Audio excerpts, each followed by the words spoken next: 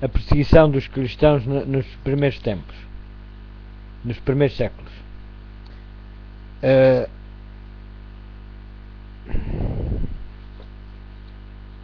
Estas perseguições iniciadas sob o governo de Nero, aproximadamente na época do martírio de Paulo, continuaram durante séculos, com maior ou menor fúria.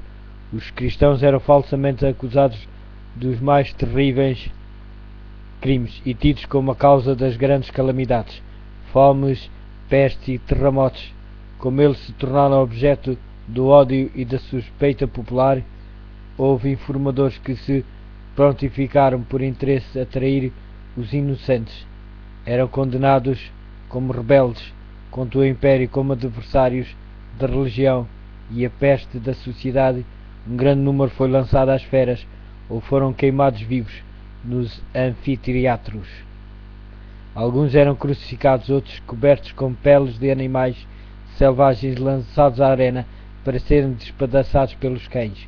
O seu sofrimento tornava-se muitas vezes na principal diversão nas festas públicas. Reuniam-se grandes multidões para se divertirem com o espetáculo e saudavam as aflições da profunda agonia das vítimas com risos e aplausos.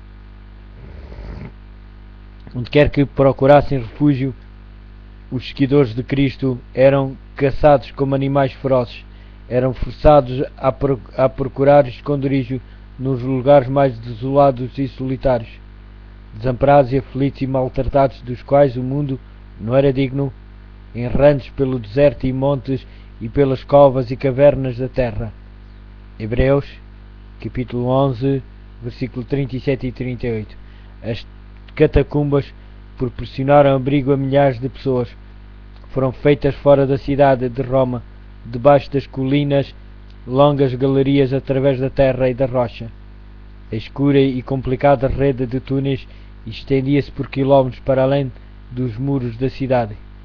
Nestes retiros subterrâneos, os seguidores de Cristo sepultaram os seus mortos e ali também encontravam o seu lar, quando eram proscritos ou vítimas de suspeita.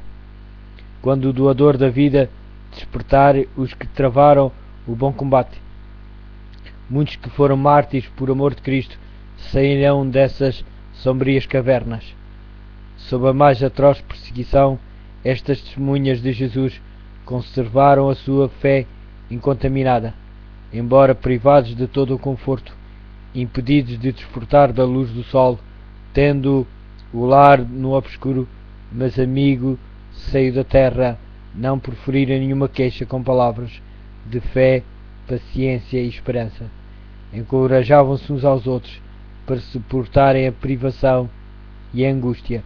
A perda de todas as bênçãos terrestres não os podia esforçar a renunciar à sua crença em Cristo. Provações e perseguições não eram senão maneiras de os levar para mais perto do seu descanso e da sua recompensa. Como aconteceu aos servos de Deus do passado, muitos foram torturados até à morte e recusaram-se a aceitar a libertação. Queriam ressuscitar para uma vida melhor. Hebreus, capítulo 11, versículo 35. Estes recordavam-se das palavras do Mestre, que quando perseguidos por amor de Cristo, deviam ficar bem alegres, pois grande seria o seu galardão no céu, porque assim tinham sido perseguidos os profetas antes deles. Regozijavam-se por terem sido considerados dignos de sofrer pela verdade, e ouviam-se no meio das chamas crepitantes cânticos de triunfo pela fé. Olhando para cima, viam Cristo e os anjos, contemplando-os com o mais profundo interesse, constatando a sua firmeza com aprovação. Uma voz vinha do trono de Deus, dizendo-lhes: "Sê fiel até a morte, e dar-te-ei a coroa da vida." Está em Apocalipse, Apocalipse capítulo 2, versículo 10. Os esforços de Satanás para destruir a Igreja de Cristo pela violência foram em vão. O grande conflito em que os discípulos de Jesus davam a vida não terminava. Quando estes fiéis porta-estandartes tombavam nos seus postos, com a sua derrota eram vencedores. Os obreiros de Deus eram mortos, mas a sua obra avançava com firmeza. O Evangelho continuava a espalhar-se e o número dos seus aderentes a aumentar. Penetrou em regiões que eram inacessíveis. Mesmo as águias romanas, disse um cristão disputando com os governadores pagãos que estavam a impulsionar a perseguição, podem matar-nos, torturar-nos, condenar-nos. A vossa injustiça é a prova de que somos inocentes, e a vossa crueldade não vos trará nenhuma vantagem. Não será senão um convite mais forte para levar outros à mesma convicção. Quanto mais somos ceifados por vós, tanto mais crescemos em número. O sangue dos cristãos é semente. Milhares eram postos presos e mortos, mas outros surgiam para ocupar os seus lugares, e os que eram martirizados pela fé tornavam-se propriedade de Cristo e eram considerados por ele como conquistadores. Tinham travado o bom combate e deveriam receber a coroa de glória quando Cristo viesse. Os sofrimentos suportados pelos cristãos tornavam-nos um com o seu Redentor. O exemplo da sua vida e o seu testemunho ao morrerem eram um constante testemunho da verdade, e onde menos se esperava, os súbditos de Satanás estavam a deixar o seu serviço e a alistar-se sob a bandeira de Cristo. Por isso, Satanás fez os seus planos para lutar com mais êxito contra o governo de Deus, hasteando a sua bandeira na Igreja Cristã. Se os seguidores de Cristo pudessem ser enganados e levados a desagradar a Deus, então a sua força, o seu poder e a sua firmeza falhariam e cairiam como uma presa fácil. O grande adversário esforçou-se então por obter pela astúcia aquilo que não tinha conseguido pela força. Pôs fim à perseguição e no seu lugar foi posta a perigosa sedução da prosperidade material e da honra mundana. Levavam-se idólatras a receber uma parte da fé cristã, enquanto rejeitavam outras verdades essenciais. Diziam que aceitavam Jesus como o Filho de Deus e que acreditavam na sua morte e ressurreição, mas sem a convicção do pecado e sem sentir a necessidade do arrependimento ou da mudança de coração. Após algumas concessões da sua parte, propuseram que os cristãos também fizessem outras, para que todos se pudessem unir na plataforma da crença em Cristo. A Igreja naquela altura encontrava-se num terrível perigo: prisão, tortura, fogo e espada. Eram bênçãos em comparação com isto. Alguns dos cristãos permaneceram firmes, declarando que não transgrediriam. Outros eram favoráveis a ceder ou modificar algumas características da sua fé e a unir-se aos que tinham aceitado parte do cristianismo, insistindo em que este poderia ser o meio para uma completa conversão. Foi um tempo de profunda angústia para os fiéis seguidores de Cristo. Sob a capa de um pretenso cristianismo, Satanás estava a insinuar-se na Igreja para corromper a sua fé e desviar a sua mente da palavra da verdade. Por fim, a maioria dos cristãos concordou em baixar a norma e formou-se uma união entre o cristianismo e o paganismo. Embora os adoradores de ídolos afirmassem estar convertidos e unidos à Igreja, permaneciam ligados à idolatria, mudando apenas os objetos do seu culto pelas imagens de Jesus e mesmo de Maria e dos santos. O impuro fermento da idolatria, assim introduzido na Igreja, continua a sua sinistra obra. Doutrinas errâneas, rituais supersticiosos e cerimónias idolátricas foram incorporadas na sua fé e duração. Com a união dos seguidores de Cristo aos idólatras, a religião cristã tornou-se corrupta e a Igreja perdeu a sua pureza e o seu poder. Entretanto, houve alguns que não foram desviados por esses enganos, mantiveram sua fidelidade ao autor da verdade e apenas adoravam a Deus.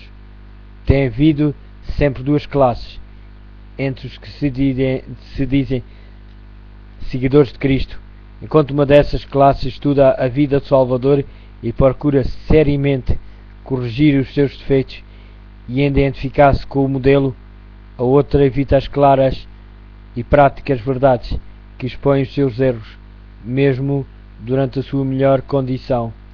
A Igreja não se compôs apenas dos verdadeiros, puros e sinceros. O nosso Salvador ensinou que os que voluntariamente condescendem com o pecado não devem ser recebidos na Igreja. Todavia, ligou a si mesmo homens que tinham falhas de caráter e concedeu-lhes os benefícios dos seus ensinos e exemplo para terem a oportunidade de ver os seus erros e corrigi-los. Entre os 12 apóstolos havia um traidor. Judas foi aceito, não por causa dos seus defeitos de caráter, mas apesar deles, foi ligado aos discípulos, para que através da instrução e do exemplo de Cristo pudesse aprender o que constitui o caráter cristão e assim ser levado a ver os seus erros, arrepender-se com o auxílio da graça divina, purificar a sua alma na obediência à verdade. Mas Judas não andou na luz, que tão misericordiamente lhe foi permitido que brilhasse sobre ele. Pela condescendência com o pecado, atraiu as tentações de Satanás. Os seus maus traços de caráter tornaram-se predominantes. Entregou a mente à direção dos poderes das trevas. Irava-se quando as suas faltas eram reprovadas. E assim foi levado a cometer o terrível crime de trair o seu mestre. Da mesma forma, todos que acariciam o mal, querendo mostrar a piedade, odeiam os que perturbam a sua paz, condenando o seu caminho de pecado. Tal como Judas, quando se apresenta uma oportunidade favorável, traem os que procuram reprová-los para seu bem. Os apóstolos encontraram na Igreja os que mostravam piedade, enquanto ao mesmo tempo, de forma secreta, acariciavam o mal. Ananias e Safira desempenharam o papel de enganadores, pretendendo fazer um sacrifício total por Deus, quando cheios de cobiça retinham uma parte para si. Atos Apóstolos, capítulo 5, versículo 1 ao 16. O Espírito da Verdade revelou aos apóstolos o verdadeiro caráter desses impostores, e o castigo de Deus livrou a Igreja dessa detestável mancha na sua pureza. Esta notável evidência do perspicaz Espírito de Cristo na Igreja foi um terror para os hipócritas e malfeitores. Já não poderiam permanecer em ligação com aqueles que eram nos hábitos e na vocação fiéis representantes de Cristo, e quando as provações e perseguições sobrevieram aos seus seguidores, apenas os que estavam dispostos a abandonar tudo por amor à verdade quiseram se tornar seus discípulos. Assim, enquanto durou a perseguição, a Igreja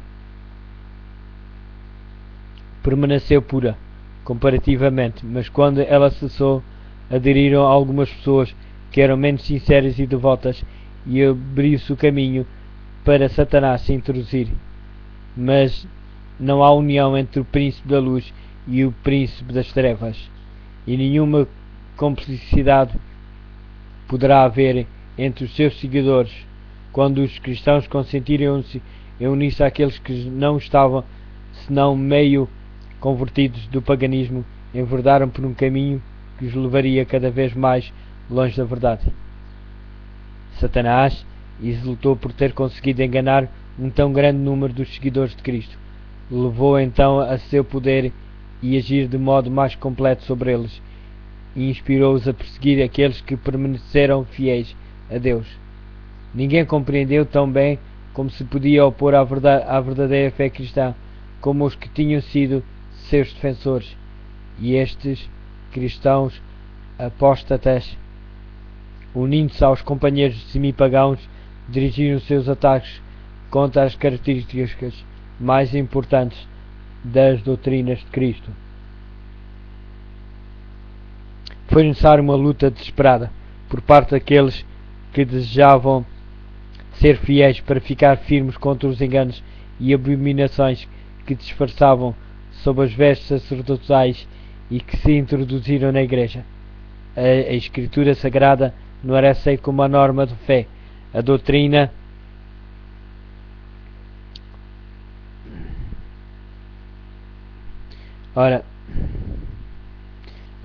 da liberdade religiosa era considerada uma heresia, sendo os seus defensores odiados e proscritos.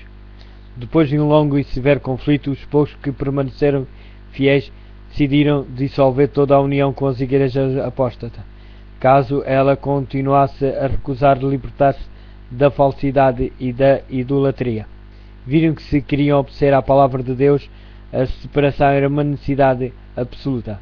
Não ousavam tolerar erros fatais à sua própria alma.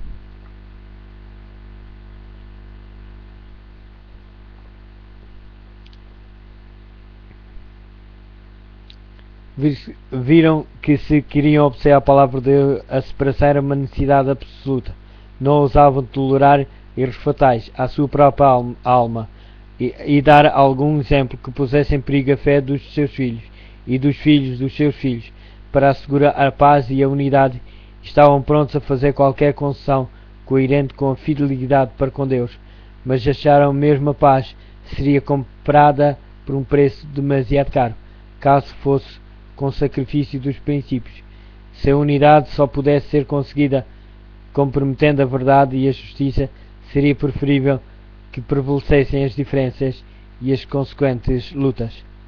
Bom seria para a Igreja e para o mundo se os princípios que norteavam aqueles crentes inabaláveis revivessem no coração dos que hoje se intitulam povo de Deus. Há uma alarmante indiferença em relação às doutrinas, que são as colunas da fé cristã. Ganha terreno a opinião de que, em última análise, elas não são de importância vital. Esta degeneração está a fortalecer as mãos dos agentes de Satanás, de modo que as falsas teorias e os enganos fatais que os fiéis dos séculos passados expunham e combatiam com o risco da sua própria vida são hoje tidos em grande consideração por milhares que pretendem ser seguidores de Cristo. Os primeiros cristãos eram, na verdade, um povo especial. A sua conduta irrepreensível e a sua fé inabalável era uma contínua reprovação que perturbava a paz dos pecadores. Se bem que poucos sem riqueza, nem posição ou títulos honoríficos constituíam um terror para os maus, onde quer que o seu caráter e doutrina fossem conhecidos. Eram, portanto, odiados pelos ímpios, assim como Abel o foi pelo ímpio Caim. Pela mesma razão que Caim matou Abel, os que procuram repelir a restrição do Espírito Santo mataram o povo de Deus. Pelo mesmo motivo, os judeus rejeitaram e crucificaram o Salvador, porque a pureza e santidade do seu caráter era uma constante repreensão ao seu egoísmo e à sua corrupção. Desde a altura em que Cristo esteve na terra até hoje, os discípulos fiéis têm suscitado o ódio e a oposição dos que amam e seguem os caminhos do mal. Como pode então chamar-se uma mensagem de paz ao Evangelho? Quando Isaías predisse o nascimento do Messias, conferiu-lhe o título de Príncipe da Paz.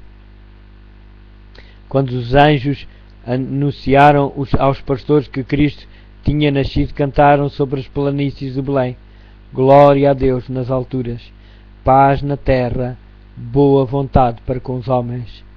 Está em Lucas capítulo 2, versículo 14. Há uma aparente contradição entre estas declarações proféticas e as palavras de Cristo: não vim trazer paz, mas espada. Mateus capítulo 10, versículo 34. Mas entendidas corretamente, ambas estão em perfeita harmonia. O Evangelho é uma mensagem de paz. O cristianismo é um sistema religioso que, recebido e obedecido, espalharia a paz, harmonia e felicidade por toda a terra. A religião de Cristo ligara numa íntima fraternidade todos os que aceitarem os seus ensinos. A missão de Jesus foi reconciliar os homens com Deus e uns com os outros, mas o mundo está em grande parte sob o domínio de Satanás, o acérrimo adversário de Cristo. O Evangelho apresenta-lhes princípios de vida que estão em total desacordo com os seus hábitos e desejos, e eles levantam-se em rebelião contra ele, odeiam a pureza que revela e condena os seus pecados, e perseguem e destroem os que com ele insistem nas suas justas e santas reivindicações. É neste sentido que se chama ao Evangelho uma espada, visto que as elevadas verdades que traz ocasionam o ódio e a contenda. A misteriosa providência que permite que os justos sofram perseguição nas mãos dos ímpios tem sido causa de grande perplexidade por muitos que são fracos na fé. Alguns decidem até deixar de confiar em Deus, por ele permitem a prosperidade dos homens mais vis, enquanto que os melhores e mais puros são afligidos e atormentados pelo seu cruel poder. Como pode aquele que é justo e misericordioso e que também detém um poder infinito tolerar tal injustiça e opressão? Perguntam eles. Esta é uma questão com a qual não temos nada que ver. Deus deu suficientes evidências do seu amor e não devemos duvidar da sua bondade pelo facto de não podermos compreender a sua forma de agir. O Salvador disse aos seus discípulos, prevendo as dúvidas que os oprimia nos dias de provação e trevas: lembrai-vos das palavras que vos disse: nenhum servo é maior que seu senhor. Se a mim me perseguiram, também vos hão de perseguir. João, capítulo 15, versículo 20. Jesus sofreu por nós, mais do que qualquer um dos seus seguidores poderá sofrer com a crueldade dos ímpios. Os que são chamados a suportar a tortura e o martírio não estão senão a seguir as pegadas do querido Filho de Deus. O Senhor não demora a cumprir o que prometeu. 2 Pedro, capítulo 3, versículo 9. Ele não se esquece dos seus filhos, nem os negligencia, mas permite que os ímpios revelem o seu verdadeiro caráter, para que ninguém que deseje fazer a sua vontade possa ser iludido com relação a eles. Igualmente os justos são postos na fornalha da aflição, para que eles próprios possam ser purificados, para que o seu exemplo possa convencer outros da realidade da fé e piedade, e também para que a sua conduta coerente possa condenar os ímpios e incrédulos.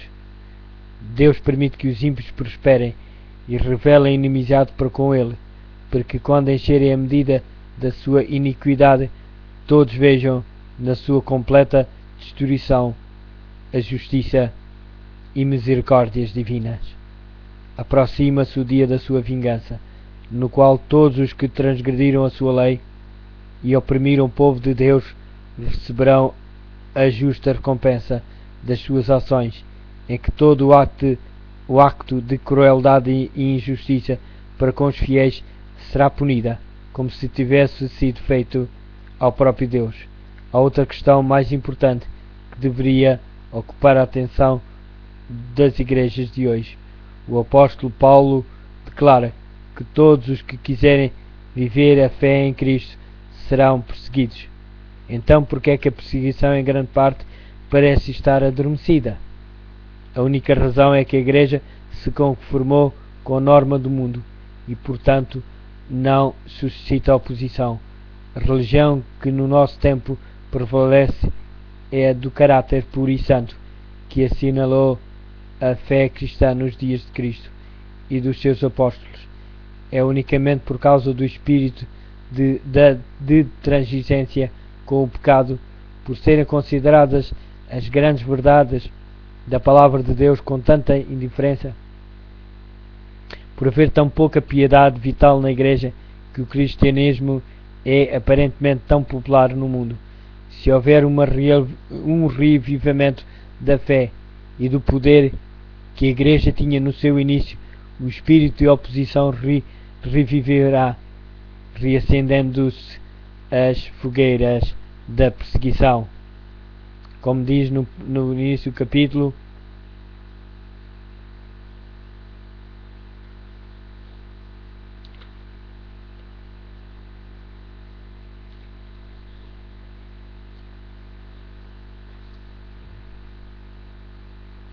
a perseguição nos primeiros séculos. Foi a leitura do capítulo número 2 de o livro O Grande Conflito.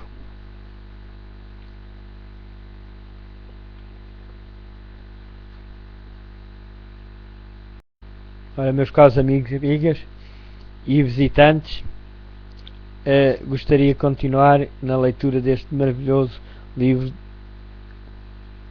que fala sobre uma era de escuridão espiritual. O apóstolo Paulo, na sua segunda carta aos Tessalonicenses, predisse a grande apostasia, que teria como resultado o estabelecimento do poder papal. Declarou que o dia de Cristo não viria enquanto se não tiver dado a revolta final, e não tiver aparecido aquele que é rebeldia em pessoa, e está destinado à perdição, e o que se revolta com todas as coisas, e se coloca acima de tudo que os homens consideram divino ou sagrado. Chegará mesmo a tomar posse do templo de Deus, e apresentando-se a si mesmo como Deus. 2 Tessalonicenses, capítulo 2, versículo 3 e 4. E ainda mais o apóstolo adverte os seus irmãos de que as forças misteriosas do mal já estão em ativo. 2 Tessalonicenses, capítulo 2, versículo 7.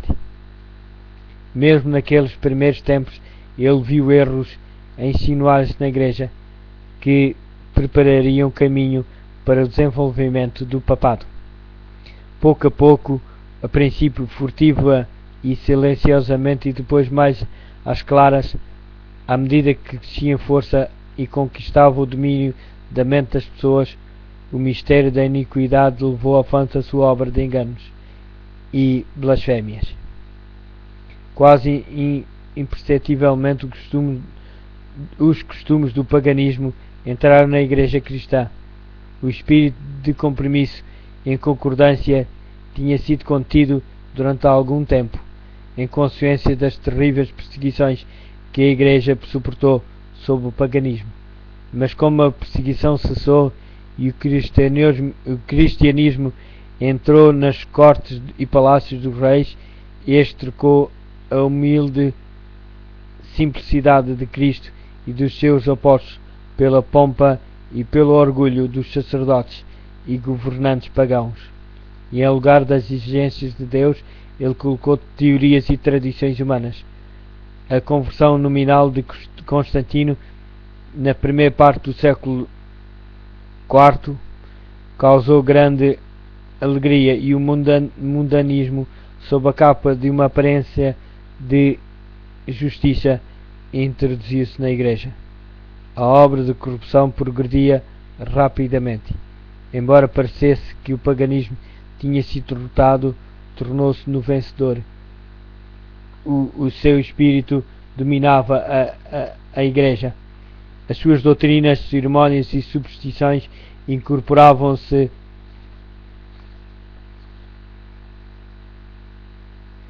na fé e no culto dos que se diziam seguidores de Cristo. Este compromisso entre o paganismo e o cristianismo teve como resultado o desenvolvimento do homem do pecado. Predito na profecia como opondo-se a Deus e exaltando-se sobre exaltando-se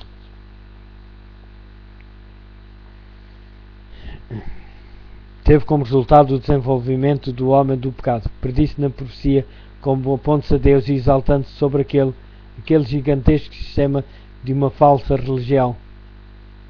E é a obra-prima do poder de Satanás, monumento aos seus esforços para se sentar no trono e governar a terra segundo a sua vontade.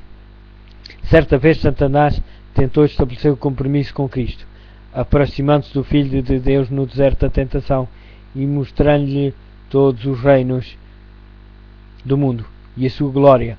Ofereceu-se para entregar tudo nas mãos. Para isso bastava que ele reconhecesse a supremacia do príncipe das trevas. Cristo repreendeu o pretensioso tentador e obrigou a retirar-se.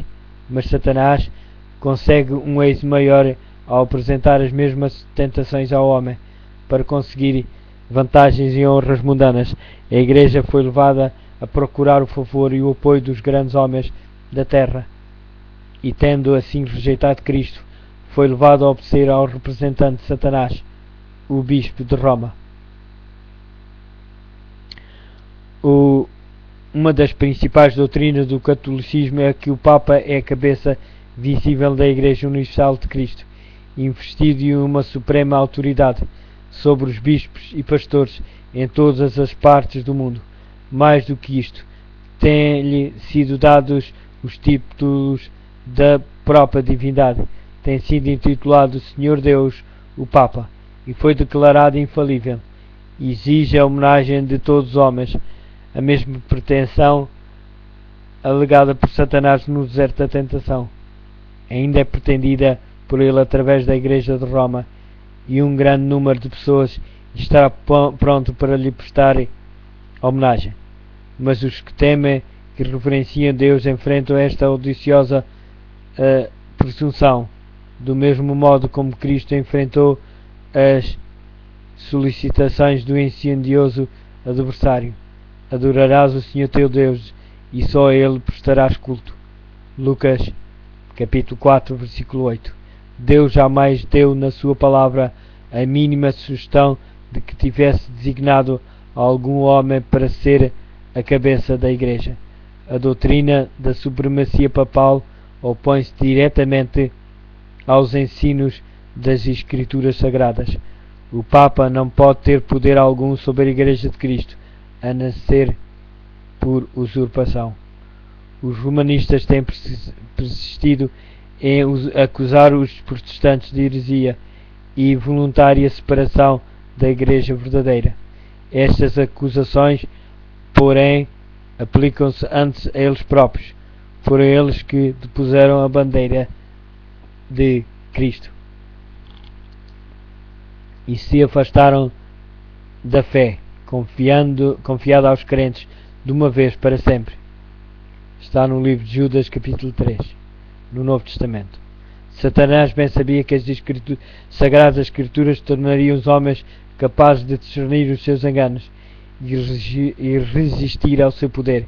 Foi pela palavra que o Salvador do mundo resistiu aos seus ataques. Em cada assalto, Cristo apresentou o escudo da verdade eterna, dizendo: está escrito. A cada sugestão do adversário opunha a sabedoria e o poder da palavra. Para Satanás poder conservar o seu domínio sobre os homens e estabelecer a autoridade humana, deveria mantê-los na ignorância das Escrituras. A Bíblia exaltaria Deus e colocaria o homem finito na sua verdadeira posição. Portanto, as suas sagradas verdades deveriam ser discernidas e suprimidas. Esta lógica foi adotada pela Igreja de Roma. Durante séculos, a circulação das Escrituras foi proibida. Era vedada ao povo lê-la ou tê-la em casa, e sacerdotes e bispos, sem escrúpulos, interpretavam os seus ensinos de modo a favorecerem os seus objetivos. Deste modo, o chefe da Igreja veio a ser reconhecido como o vigário de Deus na terra, quase universalmente dotado de autoridade sobre a Igreja e o Estado. Depois de removido o seu único obstáculo que podia revelar o erro, as Escrituras, Satanás agiu livremente. A profecia tinha declarado que o papado havia de cuidar em mudar os tempos e a lei. Daniel, capítulo 7, versículo 25. Para cumprir esta obra não foi vagarosa, com o objetivo de proporcionar aos pagãos convertidos algo que substituísse a adoração de ídolos e promover assim a sua aceitação nominal do cristianismo. Foi introduzido no culto cristão gradualmente a adoração das imagens e relíquias. O decreto do Concílio Geral estabeleceu por fim esse sistema de idolatria. Para completar esta obra sacrilega, Roma pretendeu eliminar da lei de Deus o segundo mandamento, que proíbe o culto das imagens, e dividir o 10º mandamento para poder conservar o seu número. Este espírito de concessão ao paganismo abriu caminho para um desrespeito ainda maior pela autoridade do céu. Satanás, agindo por meio de dirigentes da Igreja não consagrados, interviu também com o 4º mandamento e tentou pôr de lado o antigo sábado, o dia que Deus tinha abençoado e santificado. Gênesis, capítulo 2, versículos 2 e 3. Exaltando em seu lugar a festa observada pelos pagãos como o venerável dia do sol, esta mudança não foi a princípio tentada abertamente. Nos primeiros séculos, o verdadeiro sábado foi guardado por todos os cristãos. Estes eram ansiosos em honrar a Deus e crendo que a sua lei é imutável, preservavam zelosamente a santidade dos seus preceitos, mas com grande subtileza Satanás atuava através dos seus agentes para atingir o seu objetivo, para poder chamar a atenção do povo para o domingo. Este tornou-se uma festa em honra da ressurreição de Cristo. Realizavam-se atos religiosos durante ele. Era, porém, considerado como dia de recreação, continuando ainda o sábado a ser observado como dia santo. Para preparar o caminho para a obra que queria realizar, Satanás tinha levado os judeus, antes da vinda de Cristo, a sobrecarregarem o sábado com as mais rigorosas imposições, tomando a sua observância num fardo. Agora, tirando vantagem da falsa luz sob a qual ele tinha feito com que fosse considerado, lançou desprezo sobre o sábado, fazendo com que fosse considerado como uma instituição judaica, enquanto os cristãos continuavam a observar o domingo como festa de alegria. Levou-os a fazer do sábado um dia de jejum, de melancolia e de tristeza, de modo a mostrar o seu ódio para com o judaísmo. Na primeira parte do século IV, o imperador Constantino proclamou um decreto fazendo o domingo um dia de festa pública em todo o Império Romano. O dia do sol era venerado pelos seus súbditos pagãos e honrado pelos cristãos. Era a política do imperador unir o paganismo e o cristianismo, eliminando os conflitos existentes entre eles. Juntamente com eles, empenharam-se nessa ação os bispos da Igreja, os quais, inspirados pela ambição e sede do poder, perceberam que se o mesmo dia fosse observado tanto por cristãos como por pagãos, promoveria a aceitação nominal do cristianismo pelos pagãos e assim aumentaria o poder e a glória da Igreja. Mas embora muitos cristãos tementes a Deus fossem gradualmente levados a considerar o domingo como tendo um certo grau de santidade, ainda mantinham o verdadeiro sábado como o dia santo do Senhor e observaram em obediência ao 4º mandamento. O arqui-enganador não tinha terminado a sua obra. Estava decidido a congregar o mundo cristão sob a sua bandeira e exercer o poder por intermédio do seu vigário. O orgulhoso pontífice, que pretendia ser o representante de Cristo através de pagãos meio convertidos, bispos ambiciosos e eclesiastes amantes do mundo, ele atingiu o seu objetivo. Celebravam-se de tempos em tempos vastos concílios, aos quais assistiam os dignatários da Igreja de todo o mundo. Em quase todos os concílios, o sábado que Deus tinha instituído era rebaixado um pouco mais, enquanto o domingo era exaltado em idêntica proporção. Assim, a festa pagã veio finalmente a ser honrada como instituição divina.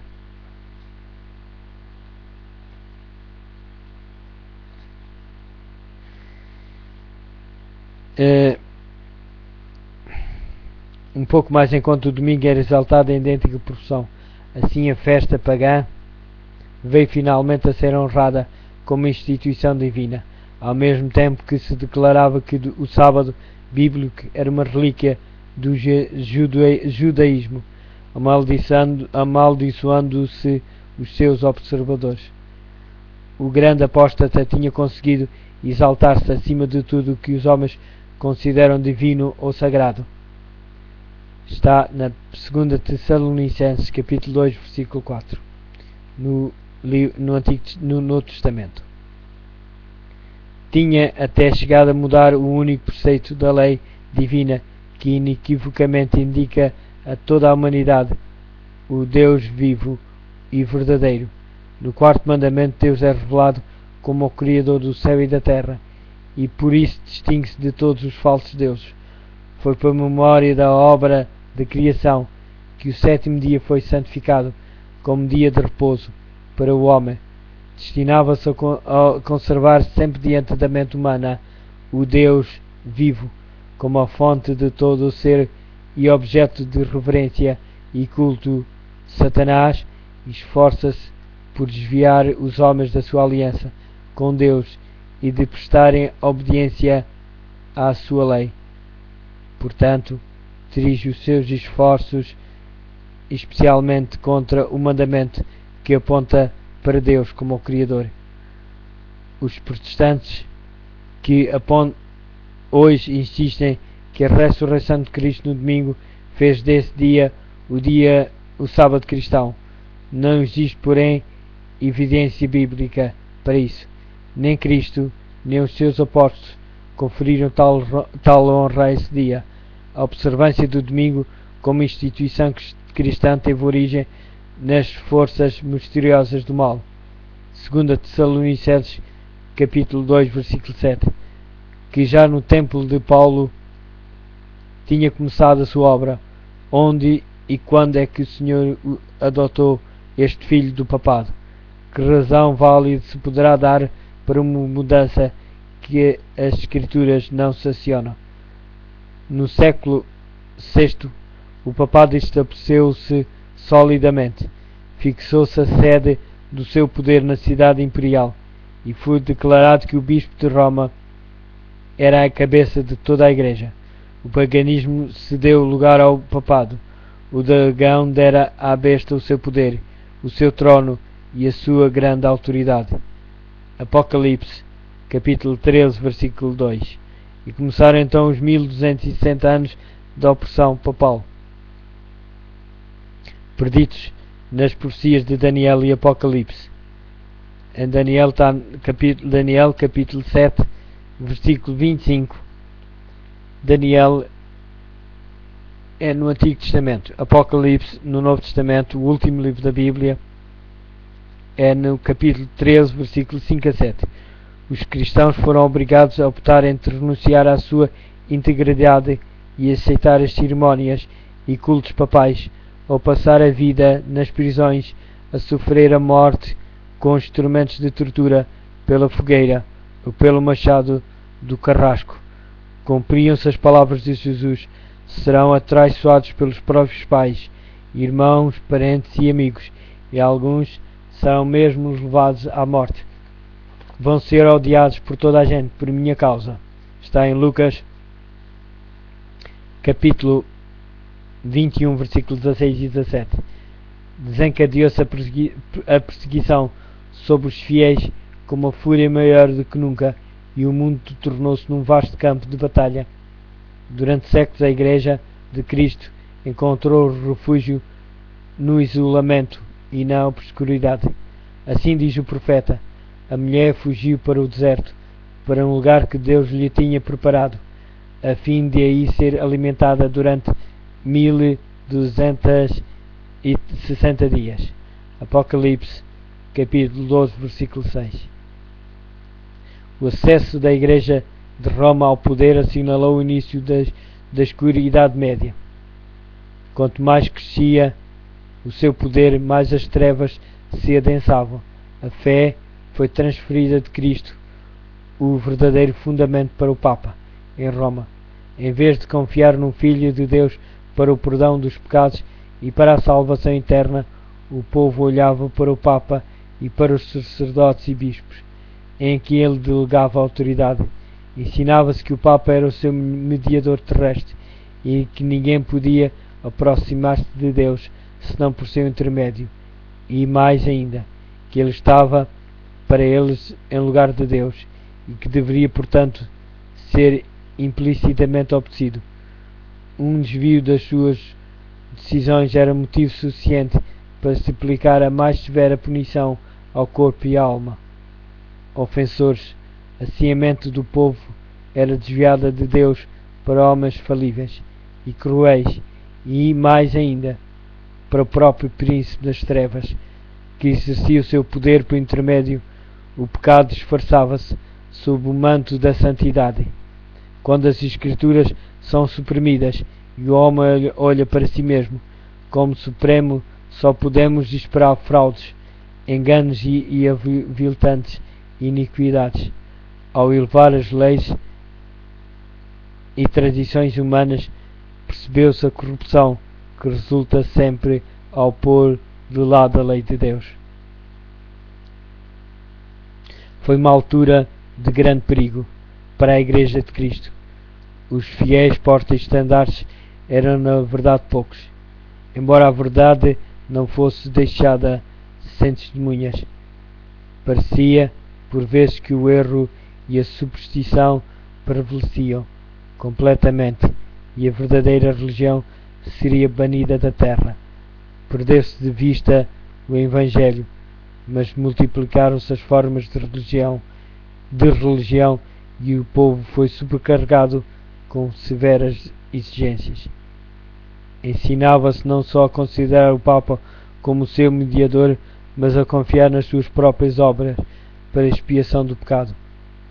Longas peregrinações, atos de penitência, adoração de relíquias, edificação de igrejas, relicários e altares, bem como o pagamento de grandes somas à Igreja. Tudo isto e muitas outras coisas semelhantes eram ordenadas para aplacarem a ira de Deus ou segurar o seu favor, como se Deus fosse idêntico aos homens, encolizando-se por ninharias ou apesiguando-se com donativos ou atos de penitência. Embora o vício prevalecesse mesmo entre os chefes da Igreja de Roma, a sua influência parecia aumentar constantemente.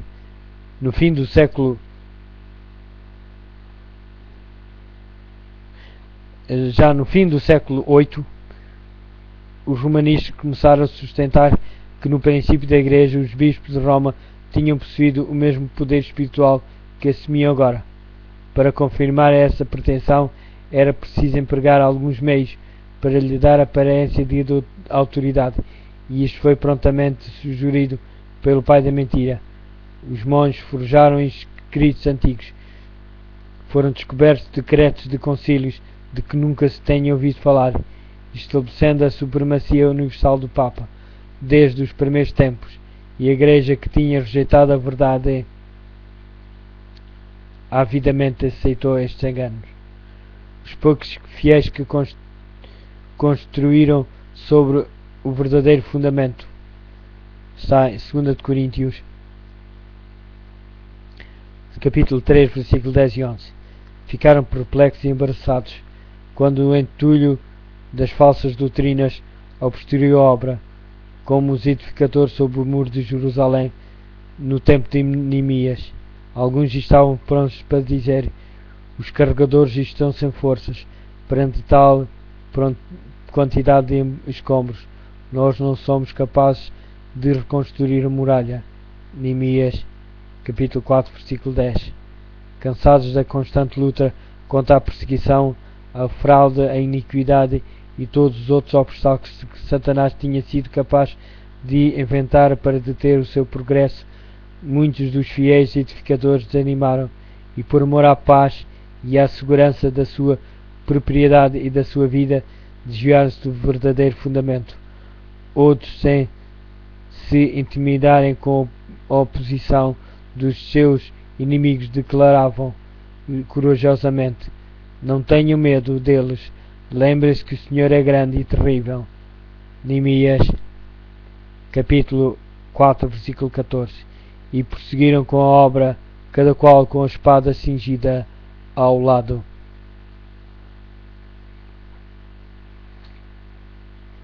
O mesmo espírito de ódio e oposição à verdade tem inspirado os inimigos de Deus em todos os tempos, e a mesma vigilância e fidelidade tem sido exigida dos seus servos.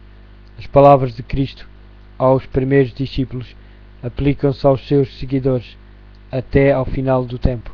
Aquilo que vos digo, digo a todos, e estejam bem atentos. As trevas pareciam tornar-se mais densas. Generalizou-se a adoração das imagens.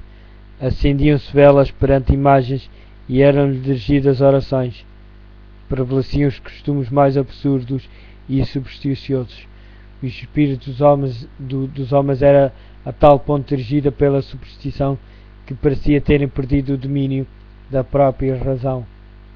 Enquanto os sacerdotes e bispos se entregavam a prazeres sensuais e corruptos, só se poderia esperar que o povo que os tinha como guias mergulhasse na ignorância e no vício. Foi dado outro passo na pretensão papal, quando o Papa Gregório VII, no século XI, proclamou a perfeição da Igreja de Roma. Entre as propostas por ele apresentadas havia uma que declarava que a Igreja nunca tinha errado, nem jamais erraria, segundo as Escrituras, mas as provas escriturísticas não acompanhavam a afirmação. O altivo pontífice também pretendia ter o poder de depor imperadores e declarou que nenhuma sentença que pronunciasse poderia ser revogada por quem quer que fosse, embora ele tivesse a prerrogativa de revogar as decisões de todos os outros. Uma impressionante ilustração do caráter tirânico do Papa Gregório VII é-nos apresentada no modo como tratou o imperador alemão Henrique IV. Por ter pensado que poderia desprezar a autoridade do Papa, este monarca foi excomungado e destornado. Aterrorizado pelo abandono e pela ameaça dos seus próprios príncipes, que por ordem do Papa eram incentivados a revoltar-se contra ele, Henrique sentiu a necessidade de fazer as pazes com Roma. Em companhia da sua mulher e de um servo fiel, atravessou os Alpes em pleno inverno para se humilhar diante do Papa.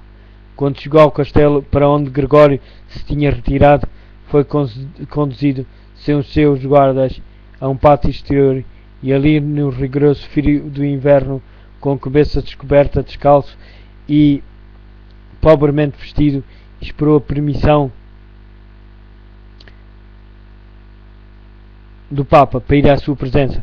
O pontífice não se dignou conceder-lhe o perdão, senão depois de ele ter permanecido 3 dias a jejuar e a fazer confissão. Mas o perdão foi concedido apenas com a condição de que o imperador devia esperar a aprovação do Papa antes de reassumir os seus atributos ou exercer o poder da realeza. E Gregório, envaidecido com o seu triunfo, gabava-se de que era seu dever abater o orgulho dos reis. Como é notável contraste entre o orgulho deste altivo pontífice e a mansidão e a simpatia de Cristo, que se representa a si mesmo batendo à porta do coração, pedindo para ser ali admitido, para poder entrar e levar perdão e paz, e que ensinou aos seus discípulos: aquele que quiser ser o maior, o mais importante, seja como um criado. Mateus, capítulo 20, versículo 27. Os séculos que seguiram testemunharam um aumento constante dos erros nas doutrinas procedentes de Roma.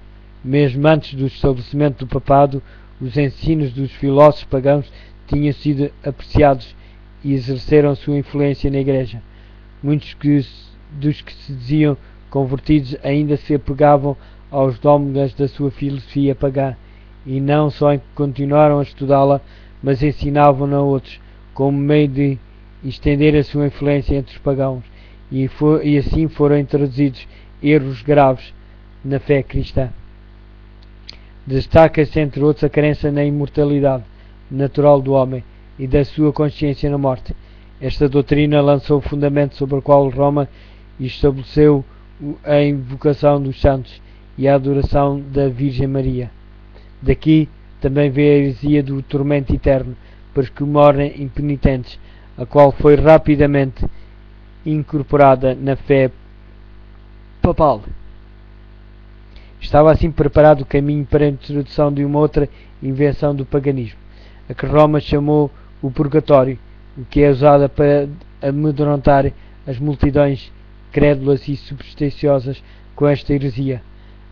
Afirma-se a existência de um lugar de tormento destinado às almas dos que não merecem condenação eterna, mas que devem sofrer o castigo pelos seus pecados. Depois, quando libertas da impureza, são admitidas no céu. Assim foi necessário uma outra invenção para Roma se poder aproveitar dos medos e vícios dos seus crentes. Esta foi suprida pela doutrina das indulgências, completa remissão dos pecados passados, presentes e futuros, e libertação de todas as dores e castigos que os pecados trazem, eram prometidas a todos os que se alistassem nas guerras do Pontífice para estender o seu domínio temporal, castigar os seus inimigos e exterminar os que ousassem negar a sua supremacia espiritual. Ensinava-se também ao povo que, pelo pagamento de dinheiro à Igreja, podia-se livrar dos pecados e igualmente libertar as almas dos seus amigos falecidos que estivessem condenados às chamas atormentadoras. Através destes meios, Roma encheu os seus cofres e sustentou a pompa, o luxo e os vícios dos pretensos representantes daquele que não tinha onde reclinar a cabeça. A ordem bíblica da ceia do Senhor fora substituída pelo idólico sacrifício da missa. Os sacerdotes papais pretendiam, mediante esse disfarce destituído de sentido, converter o simples pão e vinho no verdadeiro corpo e sangue de Cristo. Com blasfema presunção, pretendiam abertamente ter o poder de criarem Deus, o Criador de todas as coisas. Ao cristão exigia sob pena de morte que confessassem a sua fé nesta heresia horrível que insulta o céu. Multidões que se recusaram a fazê-lo foram entregues às chamas. No século XIII foi estabelecido a mais terrível de todas as armadilhas do papado, a Inquisição. O príncipe das trevas trabalhava com os dirigentes da hierarquia papal. Nos seus concílios secretos, Satanás e os seus anjos dirigiam a mente de homens maus, enquanto invisíveis entre eles estava um anjo de Deus, fazendo o tremendo relatório dos seus iníquos decretos e escrevendo a história de ações demasiado horríveis para ser desvendadas ao olhar humano. A grande Babilónia estava embriagada com o sangue dos santos. Os corpos mutilados de milhões de mártires pediam a Deus vingança contra o poder apóstata. O papado tornou-se na desposta do mundo, Reis e imperadores curvavam-se aos decretos do pontífice romano. O destino dos homens, tanto temporal como eterno, parecia estar sob o seu domínio. Durante séculos, as doutrinas de Roma tinham sido extensas e implicitamente recebidas. Os seus ritos reverentemente praticados, as suas festas de uma forma geral observados. O seu clero era honrado e liberalmente mantido. Nunca a Igreja de Roma atingiu maior dignidade, magnificência ou poder. Mas o meio-dia do papado foi a meia-noite do mundo. As Sagradas Escrituras eram quase desconhecidas, não só pelo povo, mas também pelos sacerdotes. Como os fariseus de outrora, os dirigentes papais odiavam a luz que revelaria os seus pecados. Uma vez removida a lei de Deus, a norma de justiça, eles exerciam poder sem limites e praticavam os vícios sem restrições. Prevaleciam a fraude, a avareza, a libertinagem. Os homens não recuavam perante nenhum crime com o qual pudessem adquirir riqueza ou posição. Os palácios dos papas e bispos eram cenários da mais devassidão. Alguns dos pontífices reinantes eram acusados de crimes tão revoltantes que os governadores seculares se esforçavam por depor estes dirigentes da Igreja, como monstros demasiado vis para serem tolerados. Durante séculos, a Europa não fez progresso no saber, nas artes ou na civilização. Uma paralisia moral e intelectual tinha caído sobre a cristandade. A condição do mundo sob o poder romano apresentava o cumprimento terrível e surpreendente das palavras do profeta Oseias: o meu povo foi destruído porque lhe faltou conhecimento, porque tu rejeitaste o conhecimento, também eu te rejeitarei, visto que te esqueceste da lei do teu Deus, também eu me esquecerei dos teus filhos. Oseias, capítulo 4, versículo 6. Não há verdade, nem benignidade, nem conhecimento de Deus na terra. Só prevalecem o perjurar e o mentir, e o matar e o furtar e o adulterar, e há homicídios sobre homicídios. Oseias, capítulo 4, versículo 1 e 2. Foram estes os resultados de ter saído banido a palavra de Deus. Capítulo 2. Uma era de escuridão e espiritual. Uma era de escuridão e espiritual.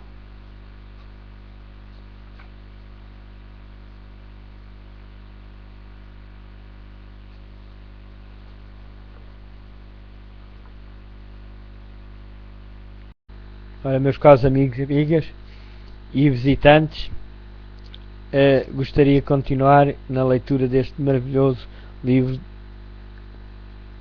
que fala sobre uma era de escuridão espiritual. O apóstolo Paulo, na sua segunda carta aos Tessalonicenses, predisse a grande apostasia que teria como resultado o estabelecimento do poder papal. Declarou que o dia de Cristo não viria enquanto se não tiver dado a revolta final e não tiver aparecido aquele que é rebelde em pessoa e está destinado à perdição, e o que se revolta com todas as coisas e se coloca acima de tudo que os homens consideram divino ou sagrado. Chegará mesmo a tomar posse do templo de Deus e apresentando-se a si mesmo como Deus. 2 Tessalonicenses, capítulo 2, versículo 3 e 4. E ainda mais o apóstolo adverte os seus irmãos de que as forças misteriosas do mal já estão em ativo. 2 Tessalonicenses, capítulo 2, versículo 7. Mesmo naqueles primeiros tempos, ele viu erros a insinuar-se na igreja que preparariam caminho para o desenvolvimento do papado. Pouco a pouco, a princípio furtiva e silenciosamente, e depois mais às claras, à medida que crescia em força e conquistava o domínio da mente das pessoas, o mistério da iniquidade levou ao avanço a sua obra de enganos e blasfémias. Quase imperceptivelmente os costumes do paganismo entraram na Igreja cristã. O espírito de compromisso em concordância tinha sido contido durante algum tempo, em consequência das terríveis perseguições que a Igreja suportou sob o paganismo. Mas como a perseguição cessou e o cristianismo entrou nas cortes e palácios dos reis, este trocou a humilde simplicidade de Cristo e dos seus apóstolos pela pompa e pelo orgulho dos sacerdotes e governantes pagãos. E em lugar das exigências de Deus, ele colocou teorias e tradições humanas. A conversão nominal de Constantino na primeira parte do século IV causou grande alegria, e o mundanismo, sob a capa de uma aparência de justiça, introduziu-se na Igreja. A obra de corrupção progredia rapidamente. Embora parecesse que o paganismo tinha sido derrotado, tornou-se no vencedor. O seu espírito dominava a Igreja. As suas doutrinas, cerimónias e superstições incorporavam-se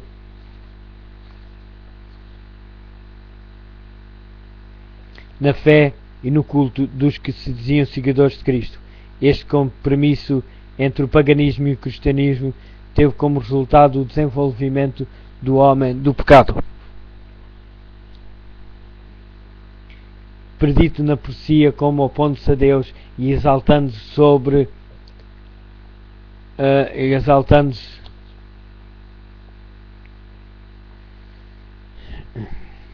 teve como resultado o desenvolvimento do homem do pecado. Predisse na profecia como opondo-se a Deus e exaltando-se sobre aquele gigantesco sistema de uma falsa religião. E é a obra-prima do poder de Satanás, monumento aos seus esforços para se sentar no trono e governar a terra segundo a sua vontade. Certa vez Satanás tentou estabelecer o compromisso com Cristo, aproximando-se do Filho de Deus no deserto da tentação e mostrando-lhe todos os reinos do mundo e a sua glória. Ofereceu-se para entregar tudo nas mãos. Para isso bastava que ele reconhecesse a supremacia do príncipe das trevas. Cristo repreendeu o pretensioso tentador e obrigou a retirar-se. Mas Satanás consegue um êxito maior ao apresentar as mesmas tentações ao homem para conseguir vantagens e honras mundanas. A Igreja foi levada a procurar o favor e o apoio dos grandes homens da terra, e tendo assim rejeitado Cristo, foi levado a obedecer ao representante de Satanás, o bispo de Roma. Uma das principais doutrinas do catolicismo é que o Papa é a cabeça visível da Igreja Universal de Cristo, investido de uma suprema autoridade sobre os bispos e pastores em todas as partes do mundo. Mais do que isto, têm-lhe sido dados os títulos da própria divindade. Tem sido intitulado Senhor Deus, o Papa, e foi declarado infalível. Exige a homenagem de todos os homens, a mesma pretensão alegada por Satanás no deserto da tentação. Ainda é pretendida por ele através da Igreja de Roma, e um grande número de pessoas estará pronto para lhe prestar homenagem. Mas os que temem, que reverenciam Deus, enfrentam esta audaciosa presunção, do mesmo modo como Cristo enfrentou as solicitações do insidioso adversário. Adorarás o Senhor teu Deus e só a Ele prestarás culto. Lucas capítulo 4, versículo 8. Deus jamais deu na sua palavra a mínima sugestão de que tivesse designado algum homem para ser a cabeça da Igreja. A doutrina da supremacia papal opõe-se diretamente aos ensinos das Escrituras Sagradas. O Papa não pode ter poder algum sobre a Igreja de Cristo, a não ser por usurpação. Os romanistas têm persistido em acusar os protestantes de heresia e voluntária separação da Igreja verdadeira. Estas acusações, porém, aplicam-se antes a eles próprios. Foram eles que depuseram a bandeira de Cristo e se afastaram da fé, confiada aos crentes de uma vez para sempre. Está no livro de Judas, capítulo 3, no Novo Testamento. Satanás bem sabia que as Sagradas Escrituras tornariam os homens capazes de discernir os seus enganos e resistir ao seu poder. Foi pela palavra que o Salvador do mundo resistiu aos seus ataques. Em cada assalto, Cristo apresentou o escudo da verdade eterna, dizendo: está escrito. A cada sugestão do adversário opunha a sabedoria e o poder da palavra. Para Satanás poder conservar o seu domínio sobre os homens e estabelecer a autoridade humana, deveria mantê-los na ignorância das Escrituras. A Bíblia exaltaria Deus e colocaria o homem finito na sua verdadeira posição. Portanto, as suas sagradas verdades deveriam ser discernidas e suprimidas. Esta lógica foi adotada pela Igreja de Roma. Durante séculos, a circulação das Escrituras foi proibida. Era vedada ao povo lê-la ou tê-la em casa, e sacerdotes e bispos, sem escrúpulos, interpretavam os seus ensinos de modo a favorecerem os seus objetivos. Deste modo, o chefe da Igreja veio a ser reconhecido como o vigário de Deus na terra, quase universalmente dotado de autoridade sobre a Igreja e o Estado. Depois de removido o seu único obstáculo que podia revelar o erro, as Escrituras, Satanás agiu livremente. A profecia tinha declarado que o papado havia de cuidar em mudar os tempos e a lei. Daniel, capítulo 7, versículo 25. Para cumprir esta obra não foi vagarosa, com o objetivo de proporcionar aos pagãos convertidos algo que substituísse a adoração de ídolos e promover assim a sua aceitação nominal do cristianismo. Foi introduzido no culto cristão gradualmente a adoração das imagens e relíquias. O decreto do Concílio Geral estabeleceu por fim esse sistema de idolatria. Para completar esta obra sacrilégia, Roma pretendeu eliminar da lei de Deus o segundo mandamento, que proíbe o culto das imagens, e dividir o 10º mandamento para poder conservar o seu número. Este espírito de concessão ao paganismo abriu caminho para um desrespeito ainda maior pela autoridade do céu. Satanás, agindo por meio de dirigentes da Igreja não consagrados, interviu também com o 4º mandamento e tentou pôr de lado o antigo sábado, o dia que Deus tinha abençoado e santificado. Gênesis, capítulo 2, versículos 2 e 3. Exaltando em seu lugar a festa observada pelos pagãos como o venerável dia do sol, esta mudança não foi a princípio tentada abertamente. Nos primeiros séculos, o verdadeiro sábado foi guardado por todos os cristãos. Estes eram ansiosos em honrar a Deus e crendo que a sua lei é imutável.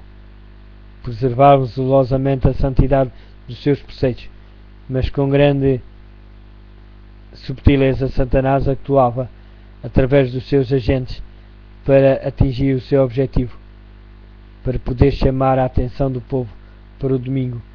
Este tornou-se uma festa em honra da ressurreição de Cristo. Realizavam-se atos religiosos durante ele. Era, porém, considerado como dia de recreação, continuando ainda o sábado a ser observado como dia santo.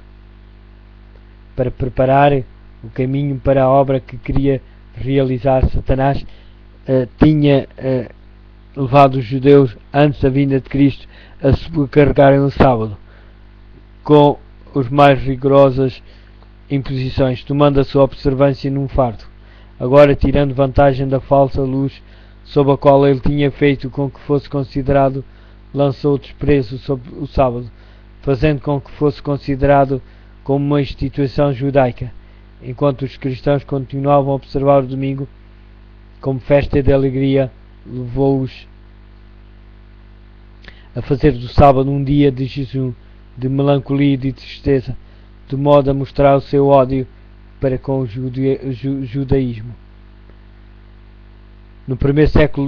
Na primeira parte do século IV, o imperador Constantino proclamou um decreto fazendo o domingo um dia de festa pública em todo o Império Romano. O dia do sol era venerado pelos seus súbditos pagãos e honrado pelos cristãos. Era política do imperador unir o paganismo e o cristianismo, eliminando os conflitos existentes entre eles. Juntamente com eles, empenharam-se nessa ação os bispos da Igreja, os quais, inspirados pela ambição e sede do poder, perceberam que se o mesmo dia fosse observado tanto por cristãos como por pagãos, promoveria a aceitação nominal do cristianismo pelos pagãos e assim aumentaria o poder e a glória da Igreja.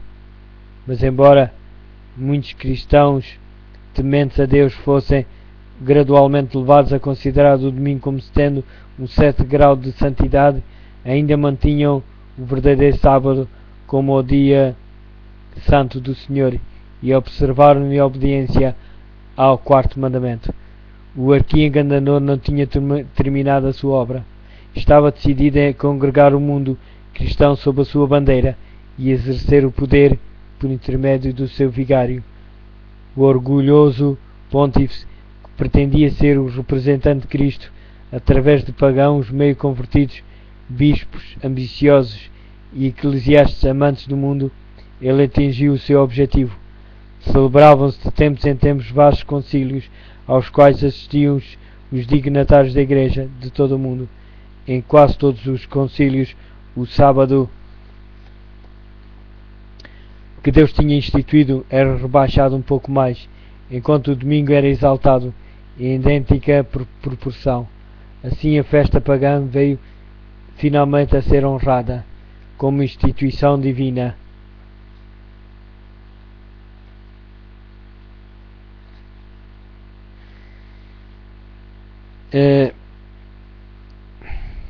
Um pouco mais enquanto o domingo era exaltado em idêntica proporção. Assim a festa pagã veio finalmente a ser honrada como instituição divina, ao mesmo tempo que se declarava que o sábado bíblico era uma relíquia do judaísmo, amaldiçoando-se os seus observadores. O grande apóstata tinha conseguido exaltar-se acima de tudo o que os homens consideram divino ou sagrado. Está na 2 Tessalonicenses, capítulo 2, versículo 4, no Novo Testamento. Tinha até chegado a mudar o único preceito da lei divina que inequivocamente indica a toda a humanidade o Deus vivo e verdadeiro. No quarto mandamento, Deus é revelado como o Criador do céu e da terra, e por isso distingue-se de todos os falsos deuses. Foi por memória da obra de criação que o sétimo dia foi santificado como dia de repouso para o homem. Destinava-se a conservar sempre diante da mente humana o Deus vivo como a fonte de todo o ser e objeto de reverência e culto. Satanás esforça-se por desviar os homens da sua aliança com Deus e de prestarem obediência à sua lei. Portanto, dirige os seus esforços especialmente contra o mandamento que aponta para Deus como o Criador. Os protestantes que hoje insistem que a ressurreição de Cristo no domingo fez desse dia o sábado cristão. Não existe, porém, evidência bíblica para isso. Nem Cristo, nem os seus apóstolos conferiram tal honra a esse dia. A observância do domingo como instituição cristã teve origem nas forças misteriosas do mal. 2 Tessalonicenses, capítulo 2, versículo 7, que já no templo de Paulo tinha começado a sua obra. Onde e quando é que o Senhor adotou este filho do papado? Que razão válida se poderá dar para uma mudança que as Escrituras não sancionam? No século VI, o papado estabeleceu-se solidamente. Fixou-se a sede do seu poder na cidade imperial e foi declarado que o bispo de Roma era a cabeça de toda a Igreja. O paganismo cedeu lugar ao papado. O dragão dera à besta o seu poder, o seu trono e a sua grande autoridade. Apocalipse, capítulo 13, versículo 2. E começaram então os 1260 anos da opressão papal, perdidos nas profecias de Daniel e Apocalipse. Em Daniel capítulo 7, versículo 25. Daniel é no Antigo Testamento. Apocalipse no Novo Testamento, o último livro da Bíblia, é no capítulo 13, versículo 5 a 7. Os cristãos foram obrigados a optar entre renunciar à sua integridade e aceitar as cerimónias e cultos papais, ou passar a vida nas prisões a sofrer a morte com instrumentos de tortura pela fogueira ou pelo machado do carrasco.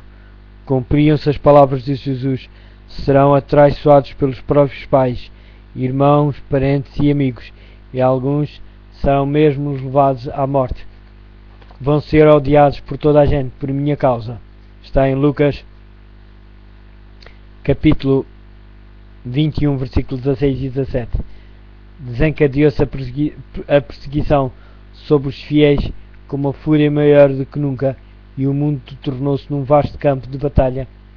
Durante séculos a Igreja de Cristo encontrou refúgio no isolamento e na obscuridade. Assim diz o profeta: a mulher fugiu para o deserto, para um lugar que Deus lhe tinha preparado, a fim de aí ser alimentada durante 1260 dias. Apocalipse, capítulo 12, versículo 6.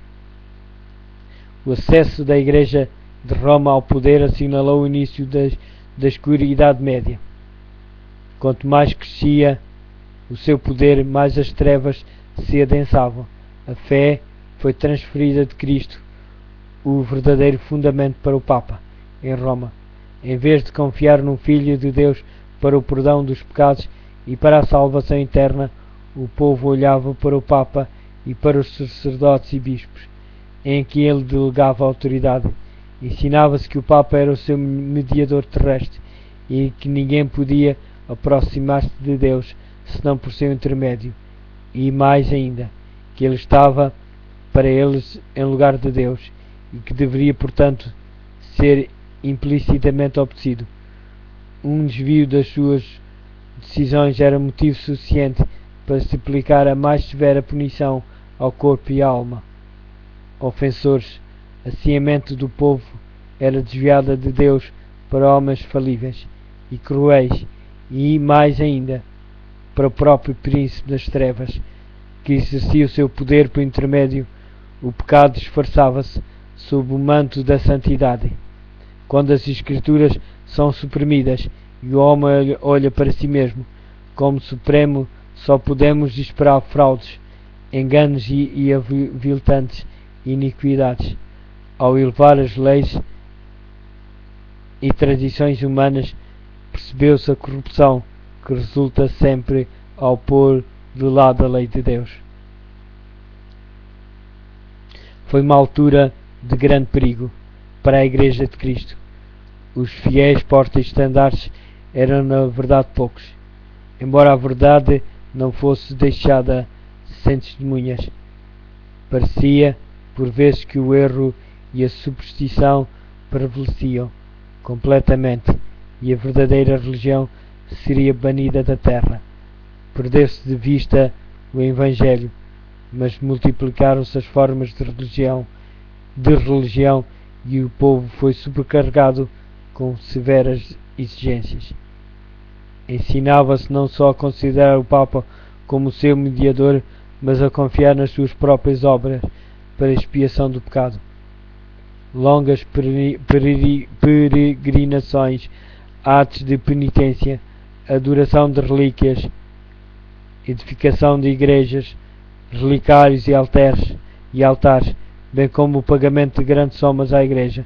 Tudo isto e muitas outras coisas semelhantes eram ordenadas para aplacar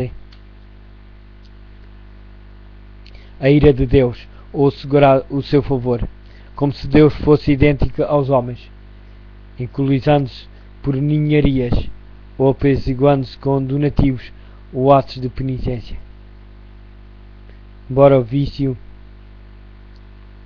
prevalecesse mesmo entre os chefes da Igreja de Roma, a sua influência parecia aumentar constantemente. No fim do século VIII, os romanistas começaram a sustentar que no princípio da Igreja os bispos de Roma tinham possuído o mesmo poder espiritual que assumiam agora. Para confirmar essa pretensão era preciso empregar alguns meios para lhe dar aparência de autoridade, e isto foi prontamente sugerido pelo pai da mentira. Os monges forjaram escritos antigos. Foram descobertos decretos de concílios de que nunca se tenha ouvido falar, estabelecendo a supremacia universal do Papa, desde os primeiros tempos, e a Igreja, que tinha rejeitado a verdade, avidamente aceitou estes enganos. Os poucos fiéis que construíram sobre o verdadeiro fundamento, está em 2 de Coríntios, capítulo 3, versículo 10 e 11, ficaram perplexos e embaraçados quando o entulho das falsas doutrinas obstruiu a obra, como os edificadores sobre o muro de Jerusalém no tempo de Neemias. Alguns estavam prontos para dizer: os carregadores estão sem forças perante tal quantidade de escombros. Nós não somos capazes de reconstruir a muralha. Neemias, capítulo 4, versículo 10. Cansados da constante luta contra a perseguição, a fraude, a iniquidade e todos os outros obstáculos que Satanás tinha sido capaz de inventar para deter o seu progresso, muitos dos fiéis edificadores desanimaram e, por amor à paz e à segurança da sua propriedade e da sua vida, desviaram-se do verdadeiro fundamento. Outros, sem se intimidarem com a oposição dos seus inimigos, declaravam corajosamente: não tenham medo deles, lembrem-se que o Senhor é grande e terrível. Neemias, capítulo 4, versículo 14. E prosseguiram com a obra, cada qual com a espada cingida ao lado.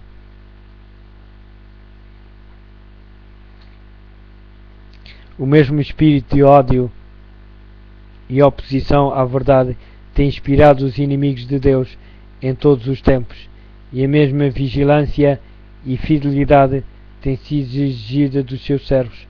As palavras de Cristo aos primeiros discípulos aplicam-se aos seus seguidores até ao final do tempo. Aquilo que vos digo, digo a todos, e estejam bem atentos. As trevas pareciam tornar-se mais densas. Generalizou-se a adoração das imagens. Acendiam-se velas perante imagens e eram-lhe dirigidas orações. Prevaleciam os costumes mais absurdos e supersticiosos. O espírito dos homens era a tal ponto dirigida pela superstição que parecia terem perdido o domínio da própria razão. Enquanto os sacerdotes e bispos se entregavam a prazeres sensuais e corruptos, só se poderia esperar que o povo que os tinha como guias mergulhasse na ignorância e no vício. Foi dado outro passo na pretensão papal, quando o Papa Gregório VII, no século XI, proclamou a perfeição da Igreja de Roma. Entre as propostas por ele apresentadas havia uma que declarava que a Igreja nunca tinha errado, nem jamais erraria, segundo as Escrituras, mas as provas escriturísticas não acompanhavam a afirmação. O altivo pontífice também pretendia ter o poder de depor imperadores e declarou que nenhuma sentença que pronunciasse poderia ser revogada por quem quer que fosse, embora ele tivesse a prerrogativa de revogar as decisões de todos os outros.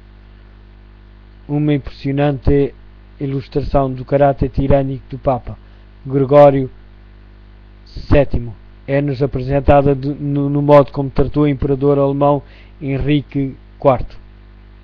Por ter pensado que poderia desprezar a autoridade do Papa, este monarca foi excomungado e destornado, aterrorizado pelo abandono e pela ameaça dos seus próprios príncipes, que por ordem do Papa eram incentivados a revoltar-se contra ele.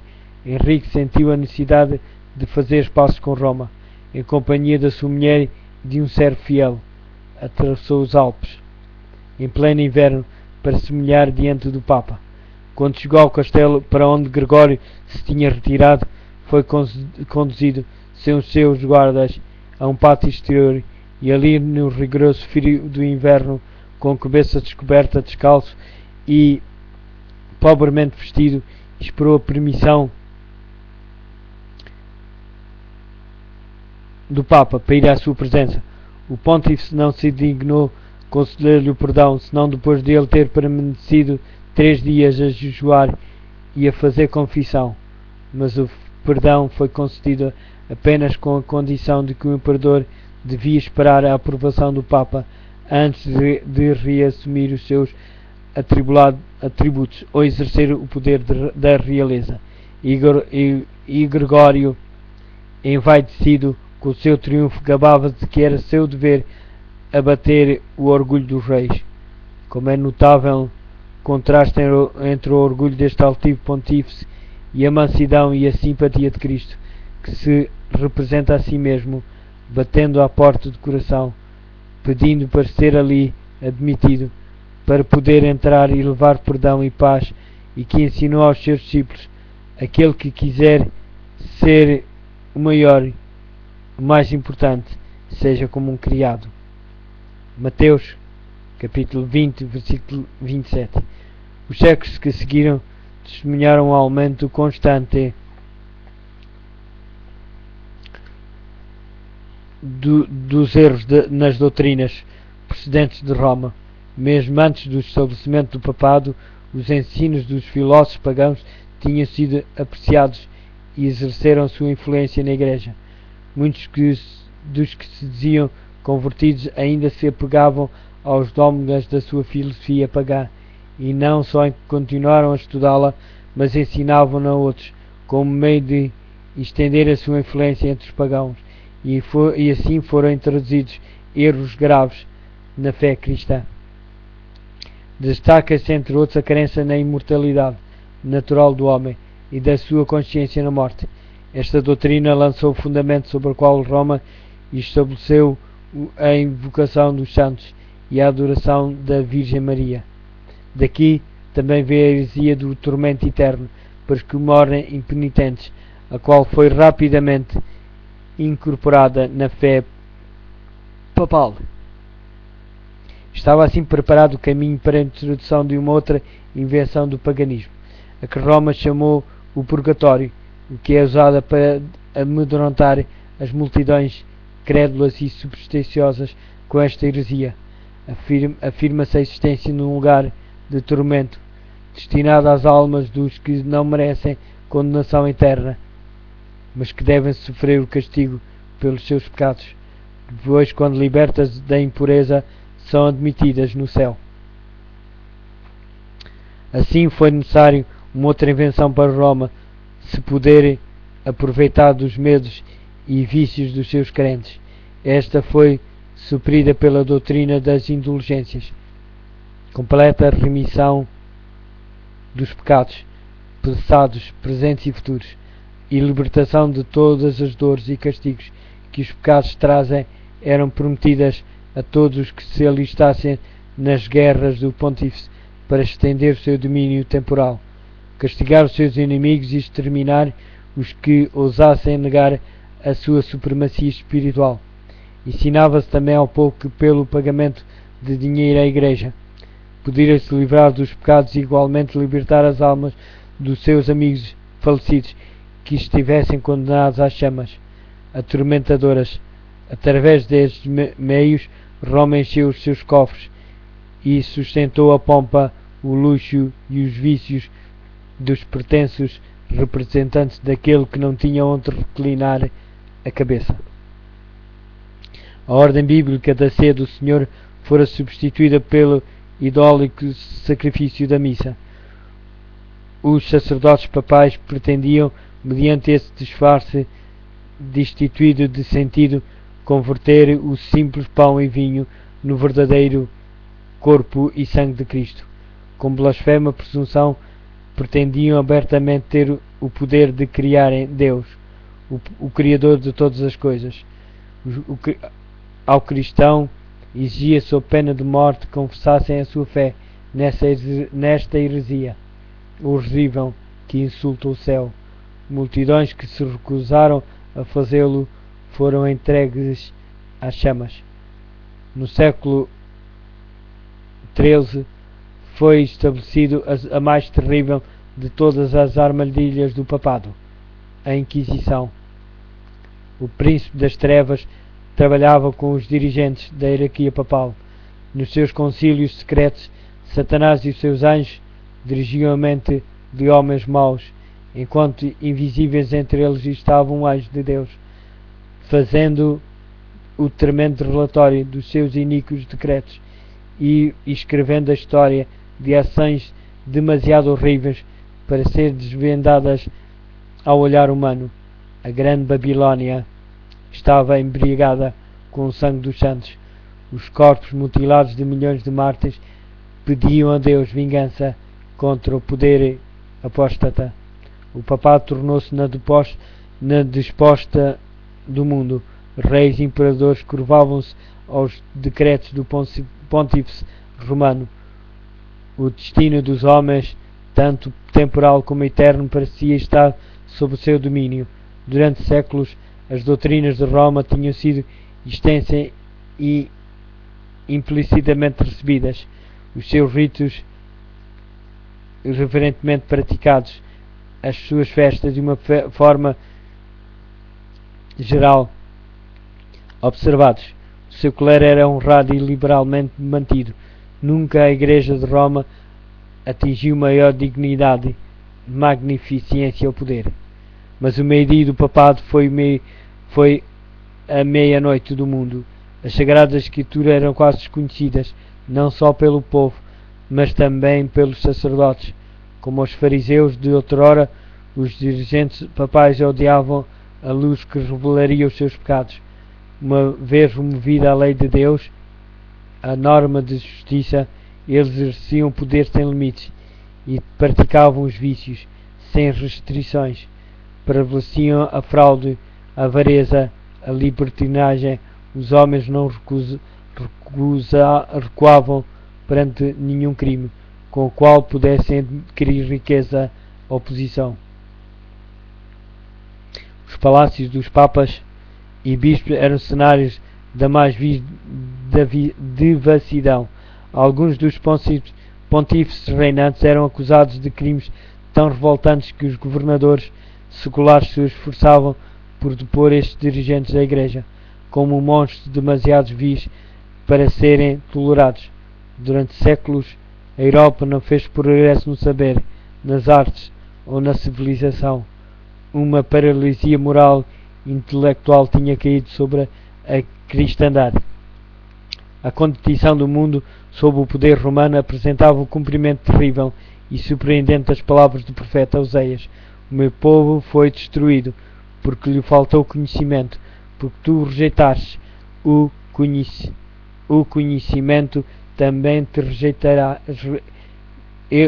eu te rejeitarei, visto que te esqueceste da lei do teu Deus, também eu me esquecerei dos teus filhos. Oseias, capítulo 4, versículo 6. Não há verdade, nem benignidade, nem conhecimento de Deus na terra. Só prevalecem o perjurar e o mentir, e o matar e o furtar e o adulterar, e há homicídios sobre homicídios. Oseias, capítulo 4, versículo 1 e 2.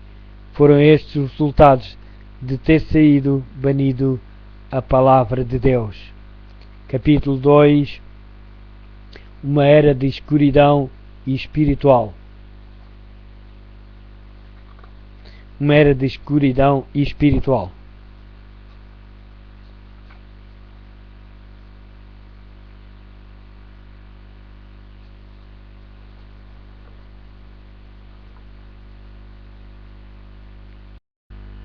A perseguição dos cristãos nos primeiros tempos, nos primeiros séculos.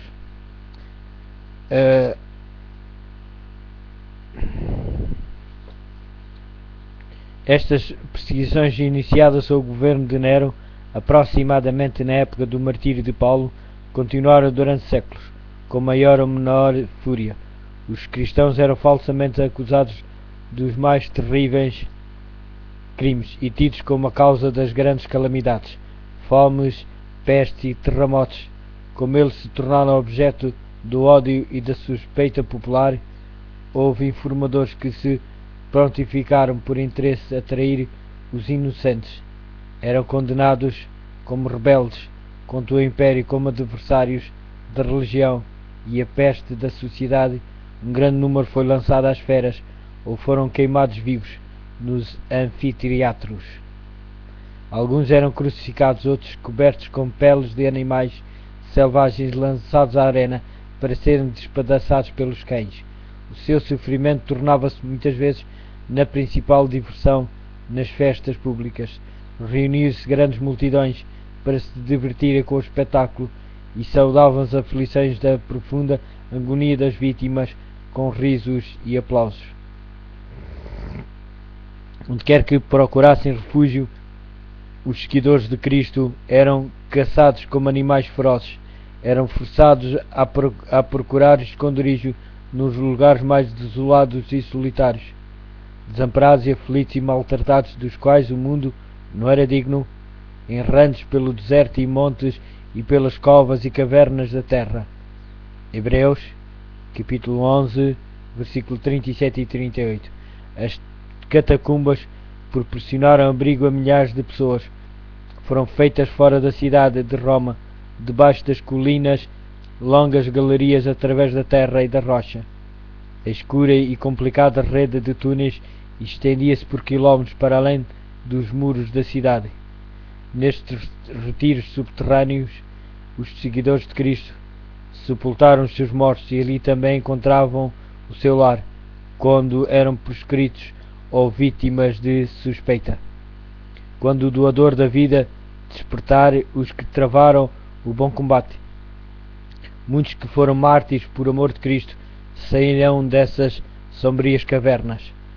Sob a mais atroz perseguição, estas testemunhas de Jesus conservaram a sua fé incontaminada, embora privados de todo o conforto, impedidos de desfrutar da luz do sol, tendo o lar no obscuro, mas amigo saiu da terra, não proferirem nenhuma queixa com palavras de fé, paciência e esperança. Encorajavam-se uns aos outros para suportarem a privação e a angústia. A perda de todas as bênçãos terrestres não os podia esforçar a renunciar à sua crença em Cristo. Provações e perseguições não eram senão maneiras de os levar para mais perto do seu descanso e da sua recompensa. Como aconteceu aos servos de Deus do passado, muitos foram torturados até à morte e recusaram-se a aceitar a libertação. Queriam ressuscitar para uma vida melhor. Hebreus, capítulo 11, versículo 35. Estes recordavam-se das palavras do Mestre, que quando perseguidos por amor de Cristo, deviam ficar bem alegres, pois grande seria o seu galardão no céu, porque assim tinham sido perseguidos os profetas antes deles. Regozijavam-se por terem sido considerados dignos de sofrer pela verdade, e ouviam-se no meio das chamas crepitantes cânticos de triunfo pela fé. Olhando para cima, viam Cristo e os anjos, contemplando-os com mais profundo interesse constatando a sua firmeza com aprovação, uma voz vinha do trono de Deus, dizendo-lhes: Sê fiel até a morte, e dar-te-ei a coroa da vida. Está em Apocalipse, Apocalipse capítulo 2, versículo 10. Os esforços de Satanás para destruir a Igreja de Cristo pela violência foram em vão. O grande conflito em que os discípulos de Jesus davam a vida não terminava. Quando estes fiéis porta-estandartes tombavam nos seus postos, com a sua derrota eram vencedores. Os obreiros de Deus eram mortos, mas a sua obra avançava com firmeza. O Evangelho continuava a espalhar-se e o número dos seus aderentes a aumentar. Penetrou em regiões que eram inacessíveis. Mesmo as águias romanas, disse um cristão disputando com os governadores pagãos que estavam a impulsionar a perseguição, podem matar-nos, torturar-nos, condenar-nos. A vossa injustiça é a prova de que somos inocentes, e a vossa crueldade não vos trará nenhuma vantagem. Não será senão um convite mais forte para levar outros à mesma convicção. Quanto mais somos ceifados por vós, tanto mais crescemos em número. O sangue dos cristãos é semente. Milhares eram postos presos e mortos, mas outros surgiam para ocupar os seus lugares, e os que eram martirizados pela fé tornavam-se propriedade de Cristo e eram considerados por ele como conquistadores. Tinham travado o bom combate e deveriam receber a coroa de glória quando Cristo viesse. Os sofrimentos suportados pelos cristãos tornavam-nos um com o seu Redentor. O exemplo da sua vida e o seu testemunho ao morrerem eram um constante testemunho da verdade, e onde menos se esperava, os súbditos de Satanás estavam a deixar o seu serviço e a alistar-se sob a bandeira de Cristo. Por isso, Satanás fez os seus planos para lutar com mais êxito contra o governo de Deus, hasteando a sua bandeira na Igreja Cristã. Se os seguidores de Cristo pudessem ser enganados e levados a desagradar a Deus, então a sua força, o seu poder e a sua firmeza falhariam e cairiam como uma presa fácil. O grande adversário esforçou-se então por obter pela astúcia aquilo que não tinha conseguido pela força. Pôs fim à perseguição e no seu lugar foi posta a perigosa sedução da prosperidade material e da honra mundana. Levavam-se idólatras a receber uma parte da fé cristã, enquanto rejeitavam outras verdades essenciais. Diziam que aceitavam Jesus como o Filho de Deus e que acreditavam na sua morte e ressurreição, mas sem a convicção do pecado e sem sentir a necessidade do arrependimento ou da mudança de coração. Após algumas concessões da sua parte, propuseram que os cristãos também fizessem outras, para que todos se pudessem unir na plataforma da crença em Cristo. A Igreja naquela altura encontrava-se num terrível perigo: prisão, tortura, fogo e espada. Eram bênçãos em comparação com isto. Alguns dos cristãos permaneceram firmes, declarando que não transgrediriam. Outros eram favoráveis a ceder ou modificar algumas características da sua fé e a unir-se aos que tinham aceitado parte do cristianismo, insistindo em que este poderia ser o meio para uma completa conversão. Foi um tempo de profunda angústia para os fiéis seguidores de Cristo. Sob a capa de um pretenso cristianismo, Satanás estava a insinuar-se na Igreja para corromper a sua fé e desviar a sua mente da palavra da verdade. Por fim, a maioria dos cristãos concordou em baixar a norma e formou-se uma união entre o cristianismo e o paganismo. Embora os adoradores de ídolos afirmassem estar convertidos e unidos à Igreja, permaneciam ligados à idolatria, mudando apenas os objetos do seu culto. pelas imagens de Jesus e mesmo de Maria e dos santos. O impuro fermento da idolatria, assim introduzido na Igreja, continua a sua sinistra obra. Doutrinas errâneas, rituais supersticiosos e cerimónias idolátricas foram incorporadas na sua fé e duração. Com a união dos seguidores de Cristo,